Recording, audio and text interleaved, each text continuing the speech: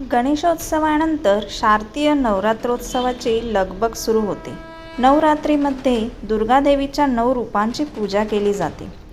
नवरात्रीच्या पहिल्या दिवसाला घटस्थापना म्हणतात. नवरात्रीच्या या 9 दिवसांशी संबंधित अनेक परंपरा प्रचलित आहेत. या कालावधीत अखंड नंदादीपही तेवत ठेवतात. प्रत्येकाची इच्छा असते की देवीची पूर्ण भक्तीने पूजा करावी, जेणेकरून कुटुंबात सुख आणि शांती राहील. लहानपणापासून नवरात्री पाहणाऱ्या आपण सर्वांना नवरात्र का साजरे करतात, ते 9 दिवसाचेच का असते, वर्षातून किती वेळा नवरात्र असते, असे अनेक प्रश्न पडलेले असतात. नवरात्रीसंबंधित अशाच प्रश्नांची उत्तरे आपण या व्हिडिओतून जाणून घेणार आहोत. नवरात्र हा सण दुर्गादेवीच्या 9 रूपांना समर्पित आहे.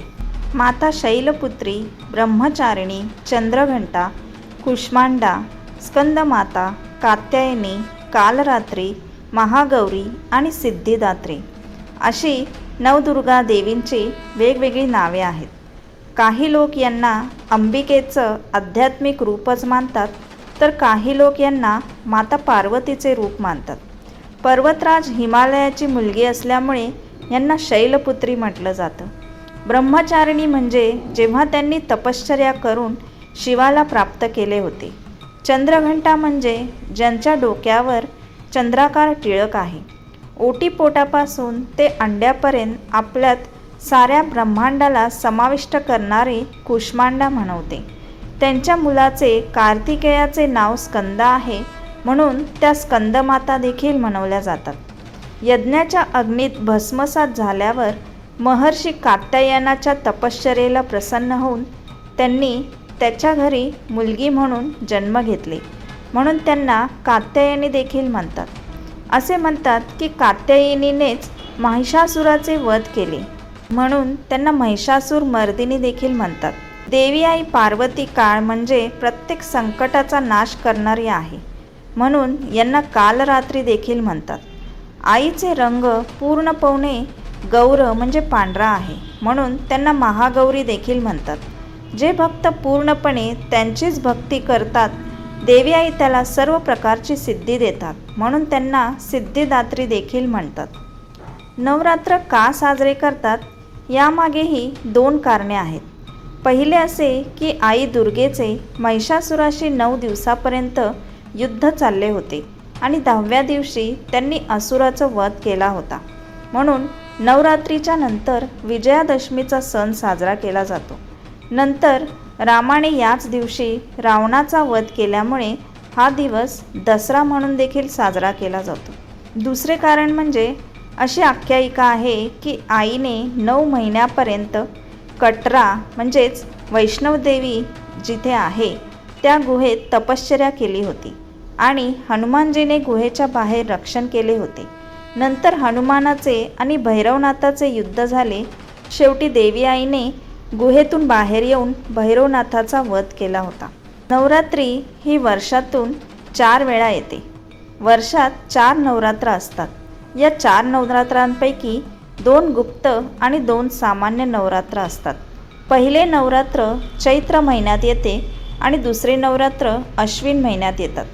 चैत्र महिन्याचे नवरात्र मोठे नवरात्र म्हटले जातात आणि अश्विन महिन्याचे नवरात्र लहान किंवा शारदीय नवरात्र म्हणतात. आषाढ आणि माघ मासात गुप्त नवरात्र येतात. हे गुप्त नवरात्र तांत्रिक साधनांसाठी असतात आणि साधारण किंवा सामान्य नवरात्र शक्तीच्या साधनेसाठी असतात. या नवरात्रांचे 9च दिवस का? खरं तर या 9 दिवसात निसर्गामध्ये बदल होतात. त्याचबरोबर आपल्या आंतरिक चेतना आणि शरीरात देखील बदल होतात. निसर्गातील आणि शरीरातील शक्ती समजल्याने शक्तीच्या पूजेचे महत्त्व समजते. चैत्र आणि अश्विन नवरात्राच्या वेळी ऋतुमान बदलतं. ऋतूचे आपल्या जीवनात, विचारात आणि धर्मात महत्त्वाचे स्थान आहे. म्हणून आपल्या ऋषीमुनींनी विचारपूर्वकच हिवाळा आणि उन्हाळा या 2 मुख्य ऋतूंच्या मिलनाच्या काळाला नवरात्र म्हटले आहे. जर का आपण त्या 9 दिवसात म्हणजे वर्षाचे 18 दिवस अन्न त्याग करून भक्ती केल्याने आपले मन आणि शरीर वर्षभर निरोगी आणि शांत राहते.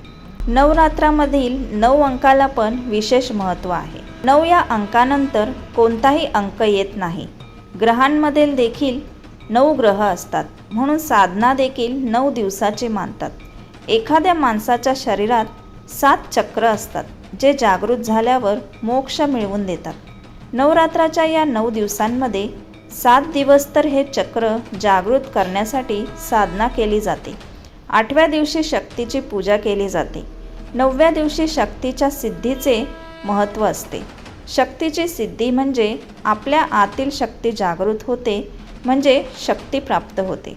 या सप्त चक्रांना बघितले तर हा दिवस कुंडलिनी जागरण म्हणून मानतात. म्हणून हे 9 दिवस देवी आईच्या 9 रूपाशी जोडले जातात. शक्तीच्या या 9 रूपांनाच प्रामुख्याने पूजतात.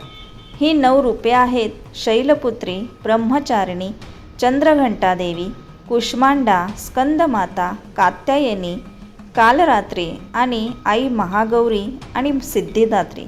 शेवटी सिद्धी आणि मोक्षच मिळतात. अशा प्रकारे आपल्या शरीरात 9 छिद्रे असतात. 2 डोळे, 2 कान, नाकाचे 2 छिद्र, 2 गुप्तांग आणि तोंड. या 9 अंगांना पावित्र्य आणि शुद्ध केल्यानं मन निर्मळ होऊन 6व्या इंद्रियांना जागृत करतं. झोपेत या सर्व इंद्रिय सुप्त अवस्थेत असतात आणि फक्त मन जागृत राहतं. वर्षभरातील 36 नवरात्राचे उपवास केल्यानं शरीराच्या अंतर्गत अंगांची पूर्णपणे स्वच्छता होते. पुराणानुसार या 9 दिवसात जे अन्नाचा त्याग करून देवी आईची भक्ती किंवा ध्यान करतात, देवी आई त्यांच्या सर्व इच्छा पूर्ण करते. किंवा जे संकल्प घेऊन 9 दिवस पूजा ध्यान करतात, त्याचे संकल्प देखील पूर्ण होतात. आई पार्वतीने महादेवाला प्रश्न केला की नवरात्र कशाला म्हणतात.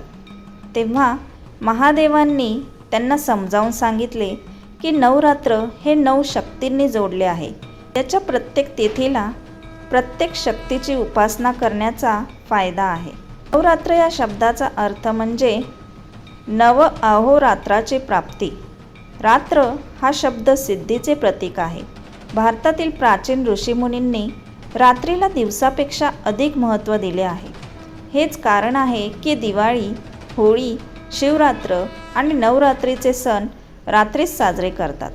जर रात्रीचे कोणतेही गूढ नसते तर या सणांना रात्र नसून दिवस म्हटले गेले असते. म्हणून या रात्रीमध्ये सिद्धी आणि साधना किंवा ध्यान केले जाते. आदिशक्ती अंबिका सर्वोच्च आहे आणि त्यांचीच ही अनेक रूपे आहेत. माता सती, माता पार्वती, उमा आणि काली माता या भगवान शंकरांच्या पत्नी आहेत. प्रत्येक देवीला त्यांचं वाहन, हात आणि अस्त्रशस्त्राने ओळखले जाते.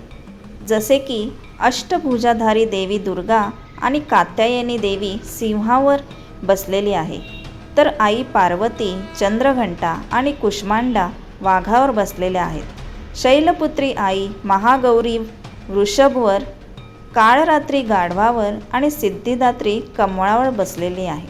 अशाच प्रकारे सर्व देवींचे वेगवेगळे वाहन आहेत. असं म्हटलं जातं की शारदीय नवरात्री साजरी करणे हे अधर्मावर धर्माचा झालेला विजय आणि असत्यावर सत्याच्या झालेल्या विजयाचे प्रतीक आहे. धार्मिक मान्यतेनुसार या 9 दिवसांच्या काळात दुर्गामाता पृथ्वीवर येते. पृथ्वी हे तिचे माहेरघर म्हटलं जातं. दुर्गामाता आल्याच्या आनंदात हे 9 दिवस दुर्गा उत्सव म्हणून देशभर साजरी केली जाते. आशा करते तुम्हाला हा व्हिडिओ आवडला असेल. व्हिडिओ आवडला असेल तर लाईक करा, शेअर करा आणि चॅनेलला सबस्क्राईब करा. थँक्यू.